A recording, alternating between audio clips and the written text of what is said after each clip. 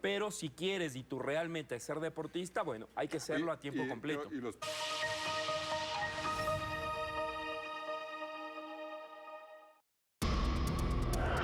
Hola a todos, bienvenidos. Los saluda Pedro Jiménez y los invito a dar un repaso de lo más destacado de los últimos días aquí en esta semana.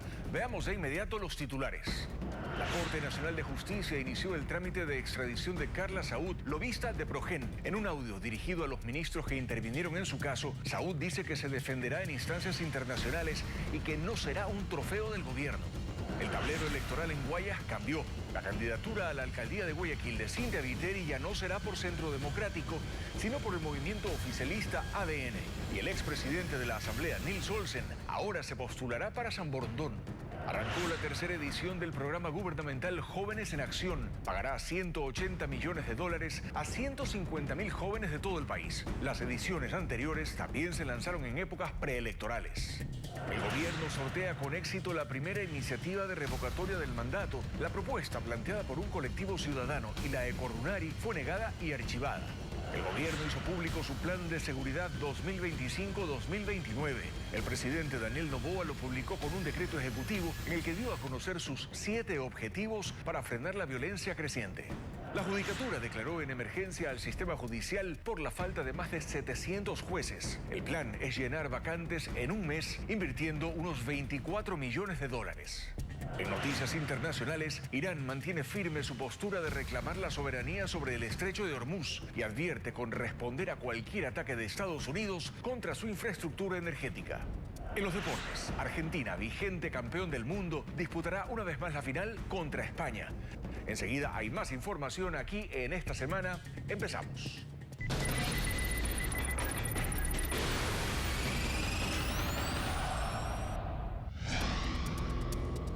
La Corte Nacional activó el trámite para extraditar desde España a Carla Saúd, representante de Progen.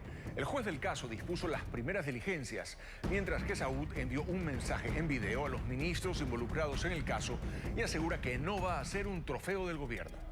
La Corte Nacional dio inicio al trámite de extradición de Carla Saúd, la representante de Progen en Ecuador, que fue detenida en España y luego liberada. El presidente de la Corte, Marco Rodríguez, envió a Rodrigo Zarango, el nuevo juez del caso, los oficios de Interpol y de la Cancillería sobre la momentánea aprehensión de la procesada. El juez emitió la solicitud de extradición y recapituló los cargos por peculado que la Fiscalía formuló en contra de Saúd y la medida de prisión preventiva. En el documento, ordena iniciar el procedimiento de extradición activa, a fin de que por intermedio de los canales diplomáticos e instrumentos internacionales se requiera al Reino de España la entrega de la procesada con el objeto de que comparezca ante la Justicia Nacional para someterse al proceso penal instaurado en su contra. Entre tanto, Carla Saúd habló por primera vez desde que fue procesada. Grabó un video en el que muestra sus pasaportes ecuatoriano y estadounidense. El pasado viernes, el ministro del Interior, John Reinberg, dijo que le retiraron el documento. Y este mensaje va dirigido para todos los ministros que estuvieron y están involucrados en el caso Apagón.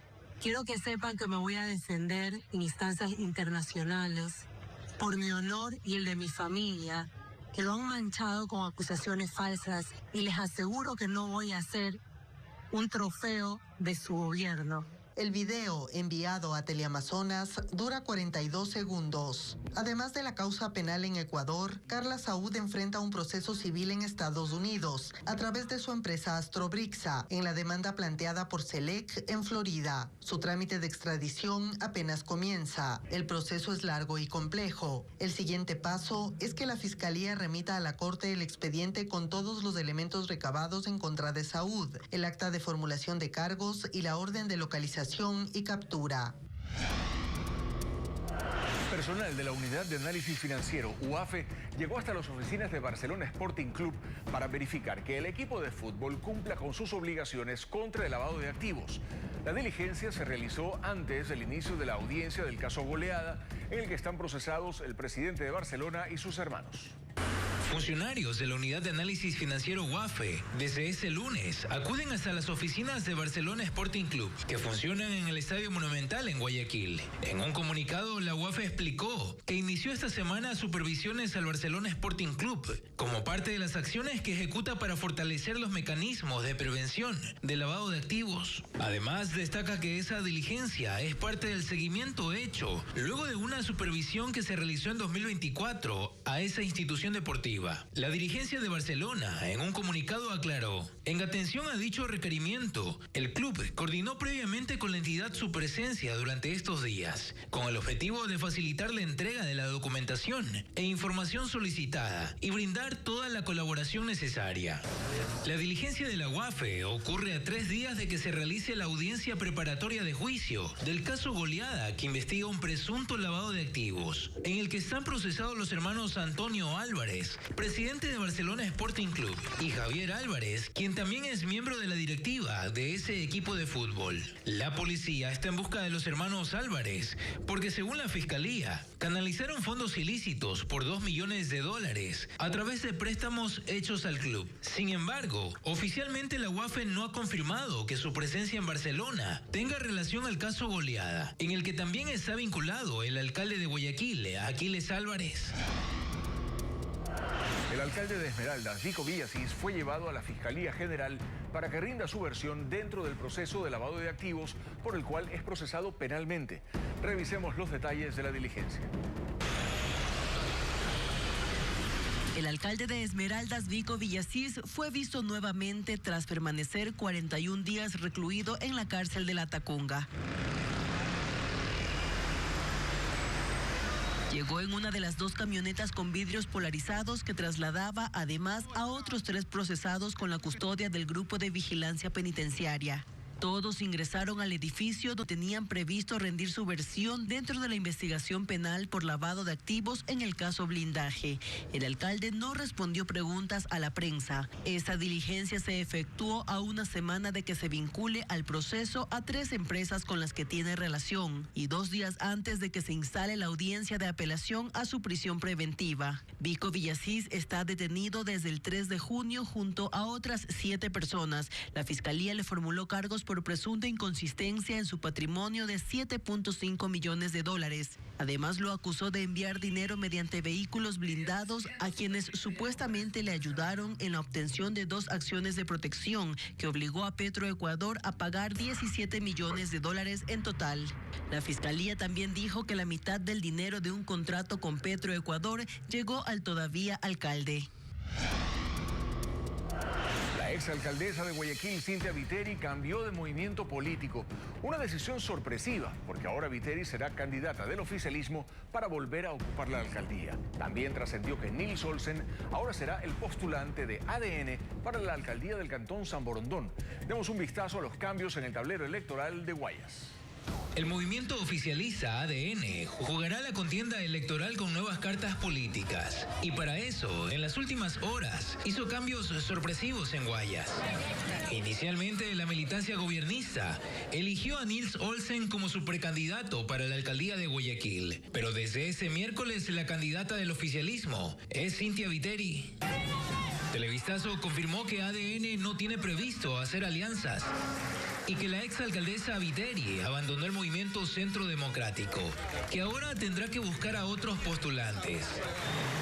Los cambios no terminan ahí, porque también se hicieron en la precandidatura para la alcaldía de San Borondón.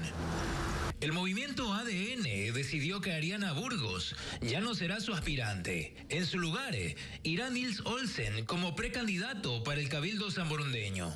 Ese movimiento ocurre pocas horas después de que al interior del Partido Social Cristiano, María Belén Yunes, hermana del actual alcalde Juan José Yunes, no aceptó la precandidatura, lo cual deja a Olsen una contienda electoral menos compleja. Mientras tanto, Burgos continuará ocupando la curul que Olsen dejó en la Asamblea Nacional.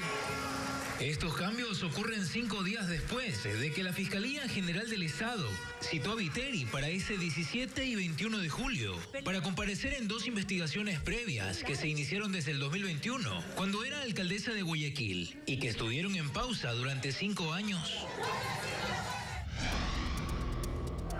Tras la pausa, Franklin Encalada dejó el Ministerio de Salud sin cambios en la crisis hospitalaria. Además, el gobierno sortea con éxito la primera iniciativa de revocatoria del mandato. La propuesta, planteada por un colectivo ciudadano y la Ecorunari, fue negada y archivada. Y en noticias internacionales, el Departamento de Seguridad Nacional de Estados Unidos prohibió la persecución de vehículos por parte de ICE, luego de que un agente matara a tiros a un ciudadano colombiano en el estado de Maine. Los detalles de estas y más noticias luego del corte.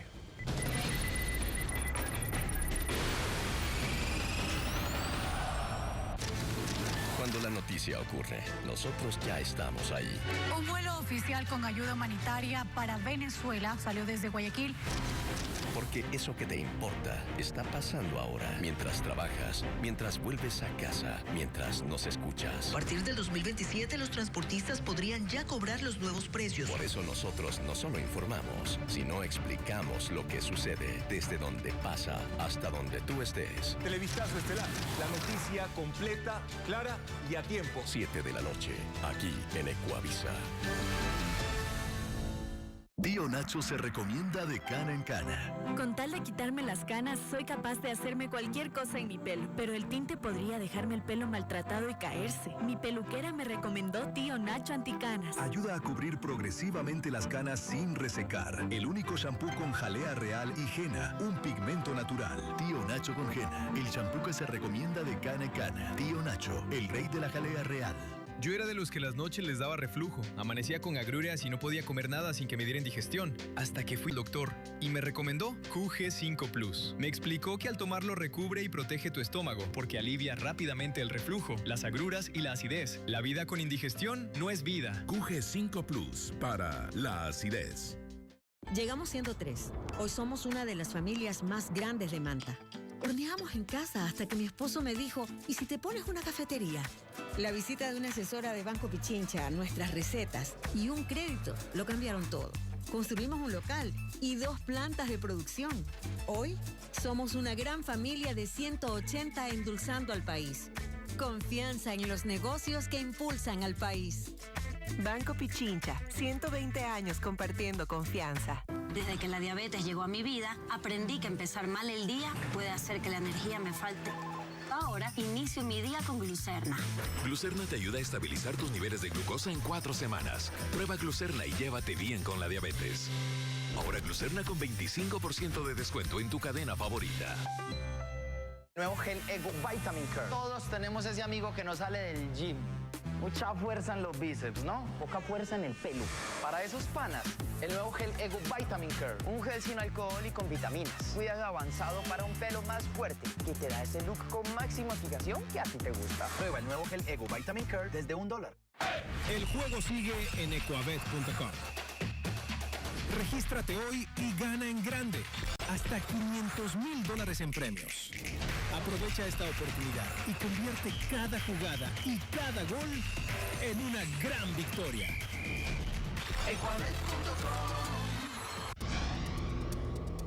El presidente de la República, Daniel Noboa, inauguró la 3ª edición del programa Jóvenes en Acción en Quito. El gobierno pagará $180 millones a 150,000 jóvenes, a lo que él ha llamado una capacitación con ingresos. Con cédula en mano y enseñando un correo de confirmación en sus celulares, cientos de chicos seleccionados para participar en la 3ª edición del programa Jóvenes en Acción ingresaron a un coliseo en el sur de Quito. A ellos, que no cuentan con un empleo formal, el gobierno les pagará $400 mensuales hasta agosto. Todavía no tienen claro qué actividades realizarán. Las medidas de seguridad fueron extremas porque estaba confirmada la presencia del presidente. A las 7 de la mañana, militares con fusiles y con vehículos blindados resguardaron los exteriores del coliseo. Para ingresar hubo un fuerte control policial, requisas, cacheos, perros detectores de explosivos. Funcionarios distribuyeron camisetas y tomatodos a los asistentes. El presidente llegó cerca de las 9. Con un discurso de 5 minutos, justificó este programa. No es solo una capacitación, es una capacitación con ingreso. Dinamiza la economía, ayuda a las familias. Dijo que conversó con participantes de anteriores ediciones y ellos le contaron que el dinero les sirve para distintas actividades. Tenían, en algunos casos, una abuela enferma, con esos primeros $400 le compraba medicinas a la abuela. En esta tercera edición, el gobierno entregará $180 millones a 150,000 jóvenes. Terminará 2 meses antes de las elecciones seccionales. Las 2 fases previas también coincidieron con procesos electorales. En total, el gobierno ha gastado $363 millones. El ministro de Infraestructura, Roberto Luque, indicó de dónde saldrán los recursos. Tenemos un financiamiento del Banco Interamericano de Desarrollo, me parece. En el Coliseo y cerca del presidente estuvieron la precandidata a la alcaldía de Quito por el movimiento oficialista ADN, Giovanna Ubidia, y el precandidato a la prefectura, Harold Urbano. Un escudo que busca proteger a la economía de los ecuatorianos es como visualiza el gobierno al decreto emitido para reducir 1.5% en el precio de los combustibles. Se prevé que la medida se mantenga por unos meses si es que las condiciones en los mercados internacionales no varían. La intención del gobierno es frenar el impacto de la crisis energética mundial en los bolsillos de los ecuatorianos. Tras 5 meses de incrementos continuos en los precios de los combustibles, el régimen defiende no solo el sistema de bandas, sino las fórmulas que se implementaron con el decreto 444 para lograr un descenso, aunque sea mínimo, en el costo del diésel y las gasolinas extra y Ecopaís. Estas medidas están orientadas a proteger a la ciudadanía, a proteger a las familias ecuatorianas para no estar expensas de una volatilidad totalmente agresiva que ha sufrido en estos últimos periodos en el mundo. Según los datos técnicos expuestos por el director de la Agencia de Regulación y Control de Hidrocarburos, sin este mecanismo de protección, el precio del diésel habría alcanzado un nivel muy superior al dispuesto por las autoridades. El mes de abril, los precios del diésel tuvieron un incremento del 90%. Eso significa que el costo de referencia bajo la fórmula de paridad de importación, el galón debería estar establecido en $5.15. Pero la realidad ecuatoriana es la existencia de un escudo llamado sistema de bandas que únicamente consiente el incremento de un 5%. La autoridad anticipó que tal como están las tendencias internacionales, los ecuatorianos podrían esperar en los próximos meses también un descenso en el precio de los combustibles en las estaciones de servicio, pero eso depende del cumplimiento de variables en el mercado internacional.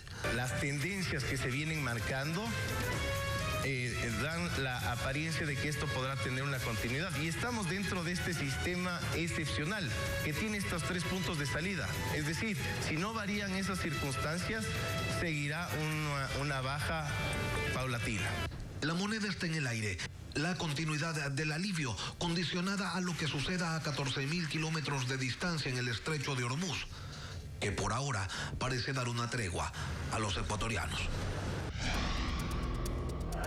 El silencio y la poca transparencia en la información han marcado la ruta del Ministerio de Salud durante el gobierno de Daniel Noboa, que acaba de nombrar al 8º ministro, mientras los problemas de abastecimiento de medicinas y desatención de pacientes continúan. Lo que ocurre alrededor del Ministerio de Salud Pública ya no es normal. Son 8 ministros entre noviembre de 2023 y julio de 2026 y todos han pasado sin resolver la crítica situación de millones de pacientes en la red de salud pública. El silencio ante la prensa y la opacidad en sus funciones ha sido actitud común en esa cartera de Estado. Sin resultados trascendentes, Franklin Encalada, por ejemplo, se fue tras 6 meses de infructuosa tarea. Dijo que se va porque exploró nuevas oportunidades y en su gestión destacó un convenio con el Ministerio del Interior para dar resguardo policial a los hospitales tras el ataque de grupos criminales. 8 meses duró el segundo ministro Manuel Antonio Naranjo, a quien se le ordenó por decreto poner en marcha todos los equipos médicos en las casas de salud. El ministro alcanzó a hacer el diagnóstico. 700 equipos que tienen una u otra falla, pero claro, los más llamativos por su costo son los tomógrafos. Hay 17 tomógrafos que encontramos que se encontraban sin funcionar. No tuvo recursos para reparar todo lo que encontró dañado. El turno fue para el controversial Edgar Lama, hombre cercano al presidente, de profesión abogado. Se hizo cargo del ministerio el 15 de febrero del 2025 y ofreció reformar el modelo de entrega de medicamentos, priorizar la compra de medicinas y saldar las deudas millonarias a las clínicas que recibían pacientes de derivación. 3 meses y se fue, con acusaciones de nepotismo y contratos polémicos, como el de Healthy Beer que no se llegó a concretar. Lama se fue al IES y llegó Juan Bernardo Sánchez, quien duró 1 mes y pocos días. Abandonó el cargo. Era el 4º ministro que no pudo con todos los problemas de la salud del Ecuador. Jimmy Martin fue otro controversial ministro que llegó a esa cartera y durante 4 meses enfrentó un juicio político en la Asamblea por incumplimiento de funciones por no abastecer de medicamentos a la red de salud pública. La bancada oficialista lo salvó del juicio político, pero en silencio. Como sus antecesores, renunció para ser asesor de la ministra encargada, María José Pinto. Se están atendiendo. El paso de la vicepresidenta no estuvo libre de controversias por la falta de resultados en la gestión de salud y otros 6 meses estuvo a cargo de esa cartera de Estado. Se creó una comisión para la compra centralizada de medicamentos, gestión cuyos resultados se conoce muy poco. Con impedimento legal para ejercer el cargo, resuelto en cuestión de horas, llegó Jaime Bernabé Erazo, otro ministro sin comunicación que solo posó en videos y fotografías oficiales donde reparte medicamentos que él no gestionó. Como llegó, se fue. Y así desde el 23 de noviembre del 2023 hasta la fecha, la salud pública no encuentra rumbo ni cita con un modelo ofrecido y abandonado por todos los ministros. El Consejo Nacional Electoral negó la entrega de formularios para la recolección de firmas de revocatoria del mandato del presidente Daniel Noboa y de la vicepresidenta María José Pinto. La solicitud presentada por la iniciativa Renova S y Eco Runari fue archivada. El primer pedido de revocatoria del mandato del presidente Daniel Noboa y de la vicepresidenta María José Pinto no pasó el filtro del Consejo Nacional Electoral. Este miércoles el Pleno del CNE negó la entrega de formularios para la recolección de firmas solicitada por el abogado Washington Andrade del colectivo Revoca IC y el presidente de la Confederación de Pueblos de Nacionalidad Quichua del Ecuador, Eco Runari, Leonidas Diza. Según el informe jurídico, los peticionarios no demostraron el incumplimiento del plan de trabajo plurianual del presidente y no determinaron de manera clara y precisa las razones para sustentar la revocatoria. Tampoco que el mandatario haya violado una disposición constitucional sobre las funciones, deberes y competencias asumidas desde su posesión en mayo de 2025. La petición de revocatoria fue archivada. Esta vez los 5 consejeros aprobaron la resolución por unanimidad. No es algo que pueda tomarse a la ligera. La gravedad que reviste el hecho de interrumpir un periodo de mandato constitucional exige que la activación del procedimiento de revocatoria deba considerarse como excepcional, condicionada a la exigencia de las causales constitucionales debidamente comprobadas por los solicitantes. No resulta suficiente para sustentar la causal de revocatoria, pues no se individualiza la disposición concreta presuntamente inobservada. Los solicitantes de la revocatoria pueden impugnar la resolución del Consejo Electoral ante el Tribunal Contencioso Electoral. En los próximos días el organismo tramitará la segunda solicitud de revocatoria del mandato de Noboa, presentada por Guido Perugachi, presidente de la Federación Nacional de Organizaciones Campesinas, Indígenas y Negras FENOCIN. La semana pasada el secretario jurídico de la presidencia, Enrique Herrería, pidió al Consejo Electoral que también archive esa solicitud.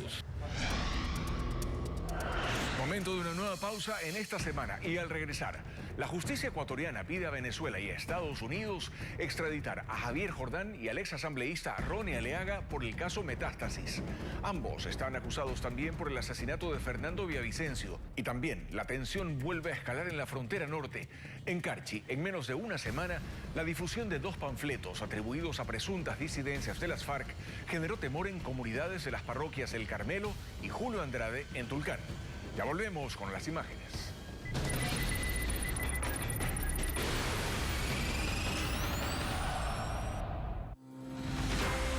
Una de las voces más queridas y auténticas. Una periodista que demostró su profesionalismo dentro y fuera de nuestras fronteras. Regresa para estar con su gente. Helen Quiñones llega a Ecuavisa. Bienvenida. Para volver a tener un pelo así de fuerte, necesitas un producto igual de fuerte. Usa Minoxidil Forte MK 2 veces al día. Con Minoxidil Forte MK y su fórmula científicamente comprobada, detiene la caída y aumenta el flujo de nutrientes, haciendo crecer nuevo pelo fuerte y abundante. Elige Minoxidil, que sea MK. MK de TQ. Yao, este es el flow que necesitas. ¿Qué? No lo toqué. Usted es mi pata brava. ¿Por qué? No, me duele la rodilla. Prueba con un X-Ray Doll. Alivio para el dolor. Ay, del dolor de cabeza de mi esposa. Yo no le pagué, ¿no? No, le debo 2. X-Ray Dawn. Su triple fórmula es rápida y potente para aliviar todo tipo de dolores. Llegó el alivio para toda la gente. X-Ray Dawn, uno para todos los dolores. La mejor jugada de un campeón es tener todo conectado full con Claro. Más velocidad para su casa, más gigas en su celular. Incluye Claro Video para ver las mejores series y películas.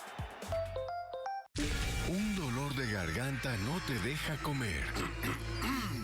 Afortunadamente, tienes un arma secreta que elimina ese malestar. Refresca y desinfecta tu garganta con Noraver Garganta. Su potente fórmula elimina virus y bacterias que causan el dolor. Noraver Garganta. Desinfecta tu garganta y elimina el dolor. Noraver. Potente alivio.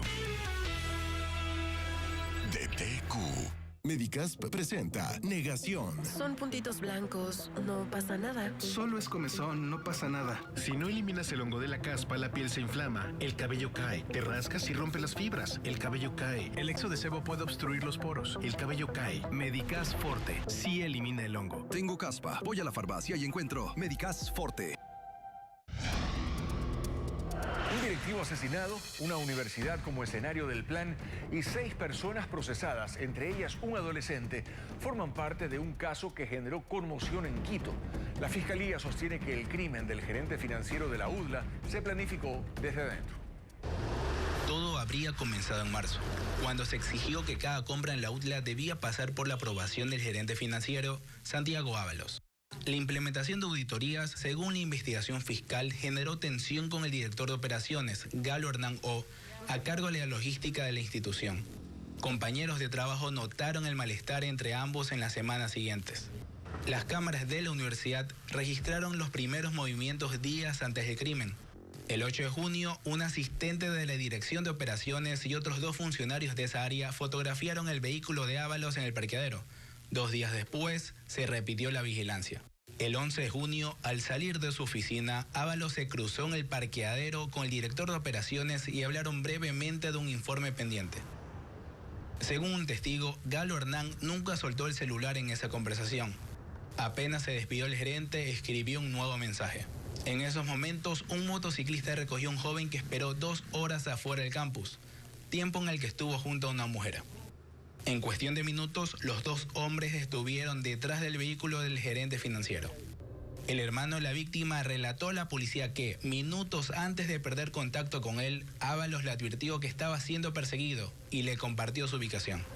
A las 6:40, en el sector de Miravalle, un vecino escuchó varios disparos. Vio el vehículo estrellado y una motocicleta con 2 ocupantes alejándose del lugar. Ábalos murió en el sitio por 3 heridas de bala. Al indagar el trayecto de los criminales, el conductor que llevó al presunto sicario hasta la universidad reveló a la policía la identidad de la mujer que acompañó al joven y que le pagó por la carrera. Además, un colaborador anónimo identificó al tirador, un adolescente de 17 años señalado como integrante de la banda de los Lobos. El 9 de julio, la policía allanó 3 sectores de Quito y aprehendió a los 6 implicados. Un día después, un juez ordenó prisión preventiva para el director de operaciones y las 2 mujeres. También dispuso medidas alternativas para los otros 2 funcionarios. El adolescente cumple internamiento preventivo. Con respecto a este caso, la UDLA indicó que prefiere no emitir comentarios para no interferir con las investigaciones. E insistió que, desde el primer momento, han colaborado con la Fiscalía para que el crimen se esclarezca. Ecuador activó el proceso de extradición de Javier Jordán y de Ronnie Aleaga. La Corte Nacional de Justicia solicitó formalmente a Venezuela y a los Estados Unidos que los entreguen para que enfrenten el juicio por el caso Metástasis. Jordán y Aleaga comparten otro proceso penal por el magnicidio de Fernando Villavicencio, caso por el que podrían ser llamados a juicio. El presidente subrogante de la Corte Nacional de Justicia, Alejandro Arteaga, solicitó formalmente a Venezuela y a Estados Unidos que concedan la extradición de Ronnie Aleaga y Javier Jordán para que enfrenten el llamado a juicio por delincuencia organizada en el caso Metástasis.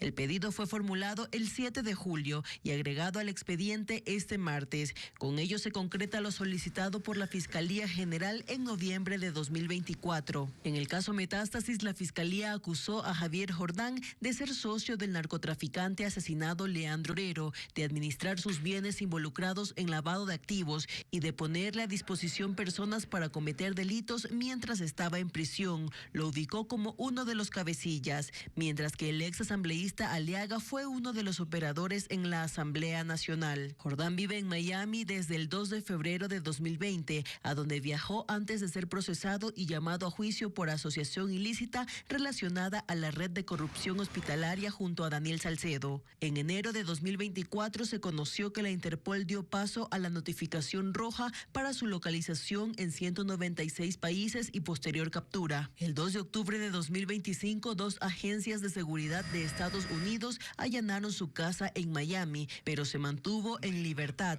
y recientemente fue visto en los partidos de fútbol de la Copa del Mundo. De su lado, Ronnie Aliaga, quien tiene una relación con la sobrina de Jordán, abandonó el Ecuador el 26 de diciembre de 2023 luego de las primeras detenciones del caso Metástasis. Su última ubicación conocida fue Venezuela. Lo dio a conocer su expareja y lo ratificó el ex policía procesado Rodney Rengel. En noviembre de 2025 la Interpol retiró la alerta roja en su contra, aunque eso no interferirá en el proceso de extradición. Javier Jordán y Ronnie Aliaga comparten otro proceso penal por el asesinato de Fernando Villavicencio, en el que están a puertas de un posible llamado a juicio. En un nuevo golpe a la minería ilegal, el ejército provocó pérdidas por $570.000 a grupos dedicados a robar los minerales del país y a causar daños ambientales en Napo y en Pastaza. 2 operaciones simultáneas en Napo y Pastaza ubicaron maquinaria pesada, combustibles y generadores de energía en las parroquias Atahualpa, 10 de agosto, San Pedro de Muxu, Causay y Tálag, donde estaban instalados los ilegales. Durante la intervención fueron destruidas mediante detonaciones y deflagraciones controladas 4 excavadoras, 2 clasificadoras tipo Z, bombas de succión, un generador eléctrico, un campamento ilegal y tanques de almacenamiento de gas y combustible, además de 100 metros de mangueras y 8 canecas con 40 galones de diésel. Según miembros de la Brigada de Selva 17 Pastaza, las operaciones continúan en el sector con estrategias de inteligencia.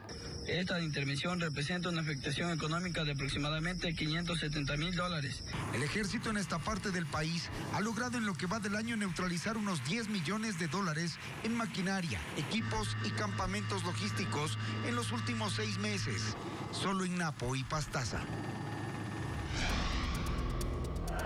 La aparición de panfletos atribuidos a presuntas disidencias de las FARC reactivó las alertas en comunidades fronterizas de Tulcán, en Carchi. El ejército ecuatoriano mantiene reforzado su dispositivo mientras avanzan las investigaciones sobre el origen de estos mensajes.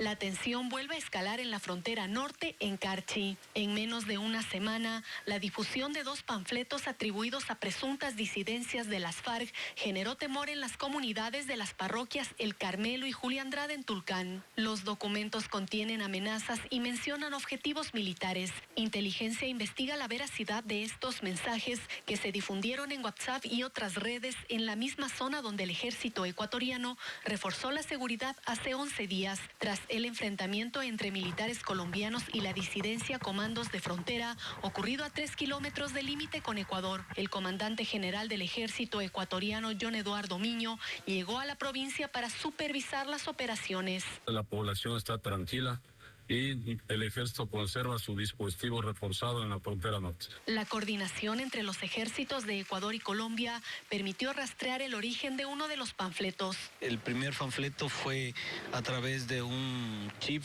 de Colombia, el cual, de acuerdo a la información, es un chip comprado en un kiosco, en una tienda, y que no tiene registro de dueño. Otro de los puntos bajo vigilancia es el Gualtal, en el Cantón Espejo, donde hace 8 meses se reportó la presencia de disidentes armados.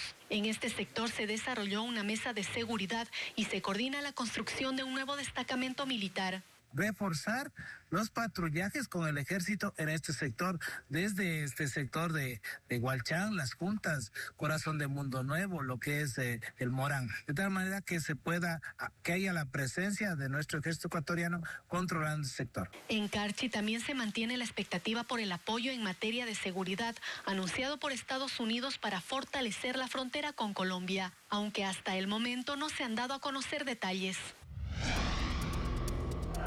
Fue difundido el plan de seguridad del gobierno de Daniel Noboa con vigencia 2025-2029, aprobado en marzo. Fabiola Santana explica que la estrategia de seguridad tiene 7 objetivos.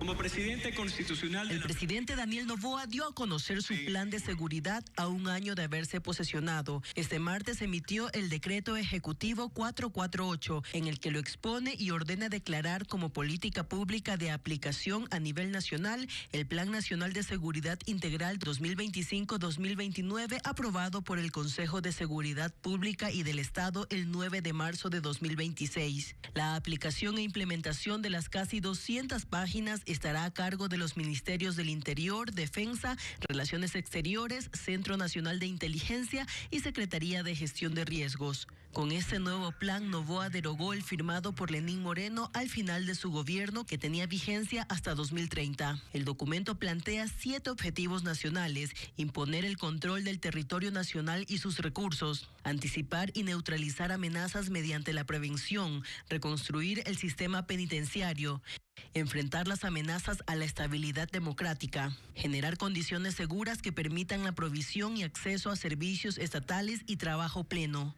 incrementar el control del patrimonio natural y el cumplimiento de los compromisos internacionales, y canalizar equitativamente el financiamiento en desarrollo, seguridad y defensa. En la práctica, parte de las metas son reformar el sistema penitenciario y la profesionalización del cuerpo de vigilancia para que en 2027 reciban la gestión de las cárceles. Actualmente algunas permanecen con presencia militar.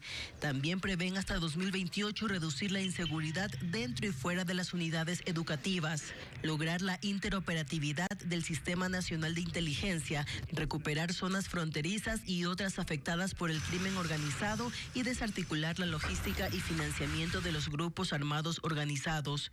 Según el decreto, este plan ya está en ejecución. El Consejo de la Judicatura declaró en situación extraordinaria y emergente a las dependencias judiciales de todo el país. El Pleno conoció que existe un déficit de 735 jueces a nivel nacional. Las vacantes se cubrirán con magistrados temporales.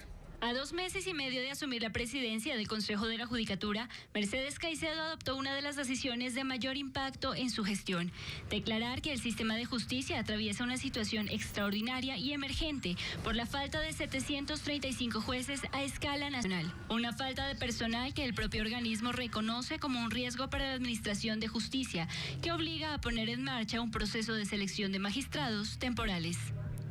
Y eso implica también desarrollar metodologías que sirvan para nombrar jueces de unidad con aciertos que impidan que aquellos que no deben formar parte de las filas de jueces no se encuentren allí.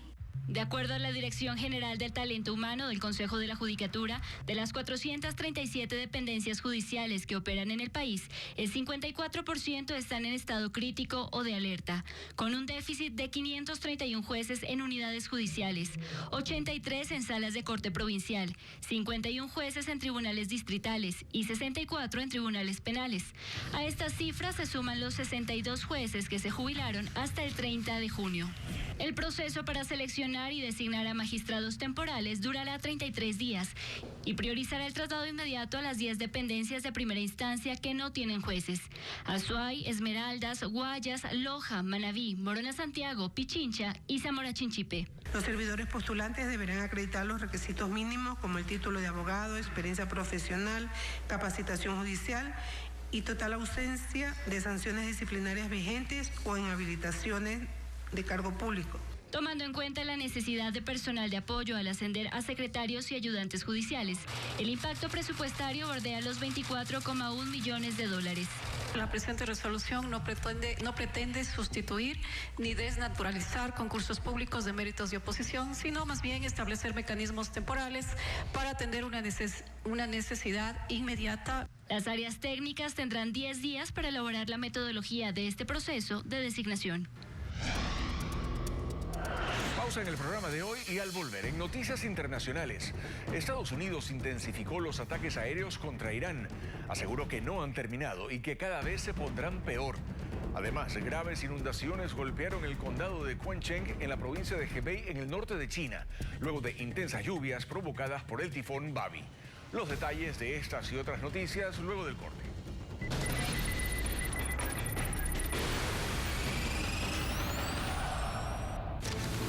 Cuando la noticia ocurre, nosotros ya estamos ahí. Un vuelo oficial con ayuda humanitaria para Venezuela salió desde Guayaquil. Porque eso que te importa está pasando ahora. Mientras trabajas, mientras vuelves a casa, mientras nos escuchas. A partir del 2027, los transportistas podrían ya cobrar los nuevos precios. Por eso nosotros no solo informamos, sino explicamos lo que sucede desde donde pasa hasta donde tú estés. Televistazo Estelar, la noticia completa, clara y a tiempo. 7 de la noche, aquí en Ecuavisa.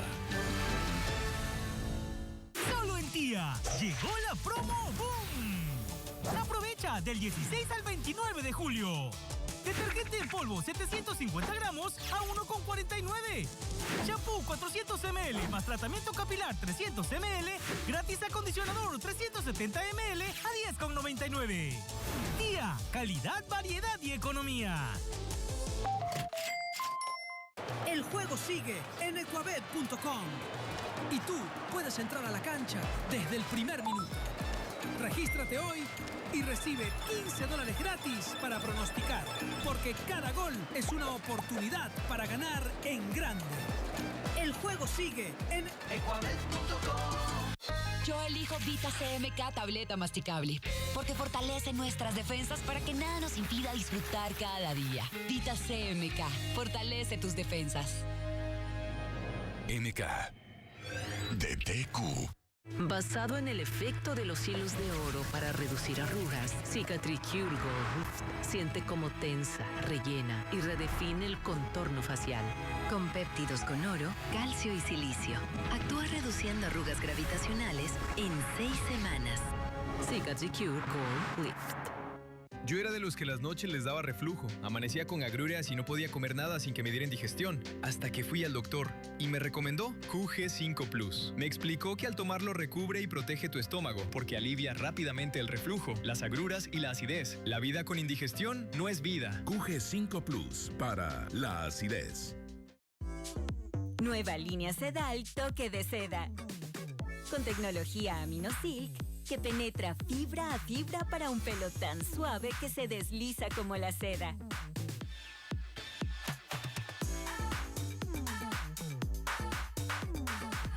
Descúbrela. Está excluido el delito. ¿Quieres sabotear la elección?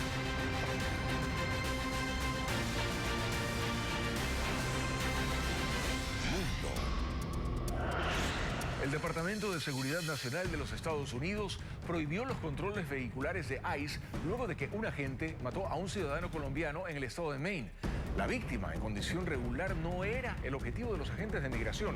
El presidente de Colombia, Gustavo Petro, condenó lo ocurrido y exigió una investigación. Joan Sebastián Durán Guerrero murió ayer cuando un agente de ICE abrió fuego contra el vehículo en el que circulaba por un vecindario de Bedford en el estado de Maine. Según el Servicio de Control de Migración y Aduanas, el funcionario disparó porque el hombre convirtió su vehículo en un arma al intentar huir. El mortal operativo desató protestas. Los manifestantes se congregaron en el lugar del incidente con flores y pancartas para exigir el fin de las redadas antiinmigrantes. Las familias viven con miedo. Expandir este sistema es un error. Deberíamos invertir en las comunidades, en apoyo legal y en políticas de migración humanas, no en la detención y la represión, dijo este manifestante. El colombiano de 26 años tiene sus papeles en regla y es el segundo extranjero que muere a manos del ICE en la última semana, después de que en un incidente similar un funcionario asesinara a un mexicano en Texas. El Departamento de Seguridad Nacional informó que Durán Guerrero no era el objetivo del operativo migratorio. Suspendió los controles de tráfico por parte de ICE y anunció una investigación. El presidente de Estados Unidos, Donald Trump, prevé varios días más de intensos ataques contra Irán. Atacaremos hasta que yo diga que es suficiente, señaló en una entrevista con la cadena de noticias Fox, adelantando que la próxima semana los objetivos serán las centrales de energía y puentes estratégicos. Estados Unidos intensifica los ataques aéreos contra Irán. Asegura que no han terminado y que cada vez se pondrán peor.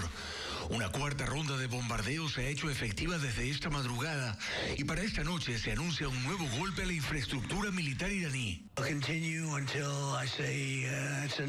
Continuarán hasta que yo diga que es suficiente, dijo Donald Trump en una entrevista con el periodista Trey Yance de la cadena Fox. Estamos atacando absolutamente todo lo que tienen a lo largo de la costa, añade. Y la semana que viene la cosa se pondrá muy fea para ellos, porque vienen las centrales eléctricas, vamos a destruirlas, y los puentes también, vamos a destruirlos todos, a menos que se sienten a negociar.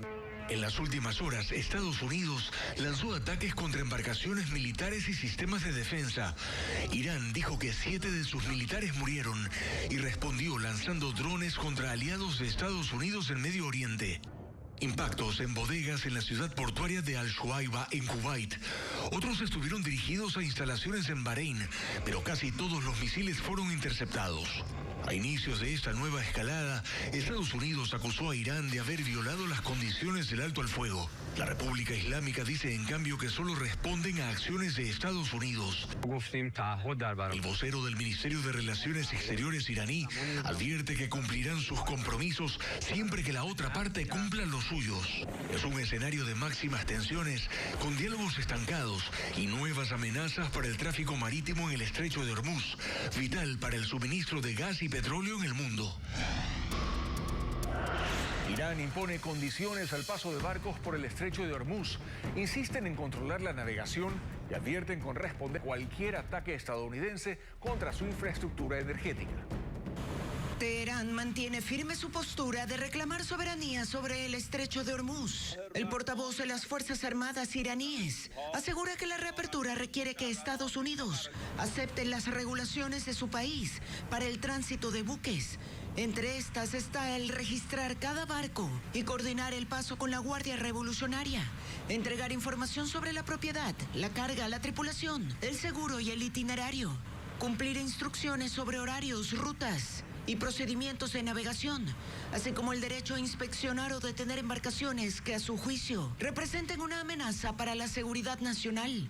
Irán afirma que el control de la vía marítima es una línea roja e inviolable y que tienen suficiente capacidad para atacar los navíos que no se sometan a sus controles. Estas exigencias han sido rechazadas tanto por Estados Unidos como por la Unión Europea, mientras que China ha llamado a la reanudación inmediata y sin límites de la navegación por el estrecho de Hormuz. 100 millones de personas están en riesgo por mala calidad del aire en los Estados Unidos. El humo tóxico de los incendios forestales en Canadá viaja miles de kilómetros, limitando la visibilidad en ciudades como Chicago, en el estado de Illinois.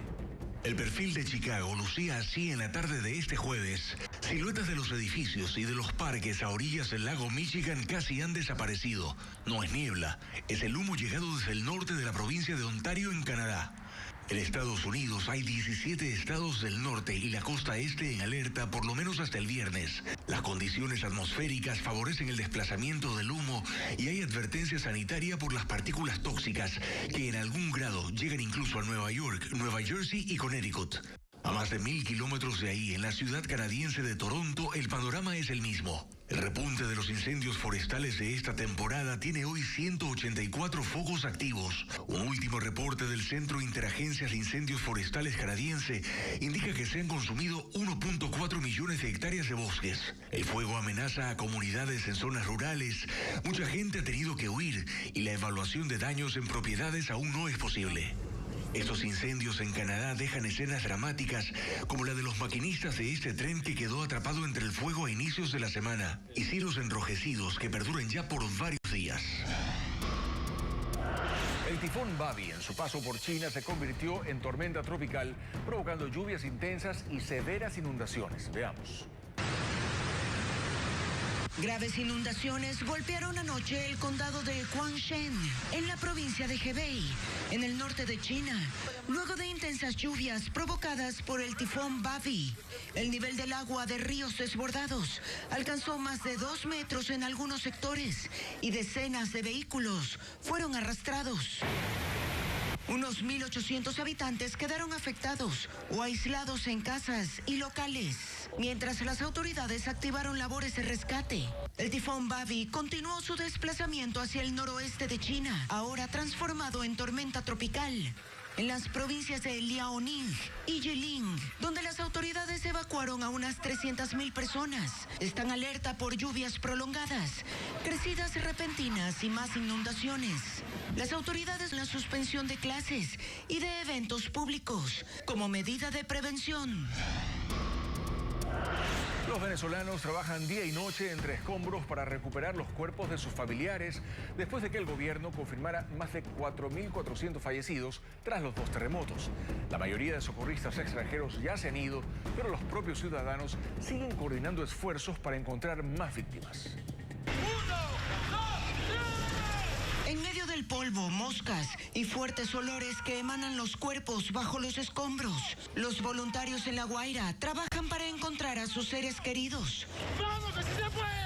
Con herramientas prestadas y sus propias manos, retiran enormes bloques de concreto. Silvana Aguilera duerme en una carpa junto al edificio derrumbado donde permanecen sepultados su único hijo y su nieto. Es lo único que le pido a mi Dios, ya que pasó lo que pasó, pero que me entregue los cadáveres de mis hijos. Eso es lo más complicado que yo tengo aquí. Miembros del Colegio de Ingenieros de Venezuela, especialistas de la Universidad Católica Andrés Bello y de la Universidad Simón Bolívar han solicitado una auditoría independiente de los edificios afectados en medio de denuncias de que las viviendas estatales y privadas fueron construidas con materiales de baja calidad en terrenos no aptos. Dameli Janet Díaz, la sobreviviente de la tragedia de La Guaira, que increpó al diputado Nicolás Maduro Guerra el viernes pasado, explicó por qué decidió reclamarle. Que ellos vendieron el urbanismo como que si esto era tecnología de punta y antisísmico, o sea, y lo pueden ver en los videos de Chávez. Aquí hay un desgobierno y es el miedo que tenemos y se pide que por favor ya intervengan y saquemos a esta gente. No tenemos garantía de que esta gente va a ser urbanismos seguros. El gobierno de Delcy Rodríguez informó que identificó 40 terrenos en La Guaira para ejecutar un plan maestro de reconstrucción con edificios de máximo 4 pisos. Además, prometió entregar las primeras 200 viviendas a las familias damnificadas a mediados de septiembre. Al volver, Ecuador despidió a una de las grandes figuras de su televisión y del teatro. Azucena Mora dejó un legado de más de 5 décadas de trayectoria y personajes que marcaron a generaciones, como la inolvidable Petita Pacheco. Ya regresamos con mucha más información.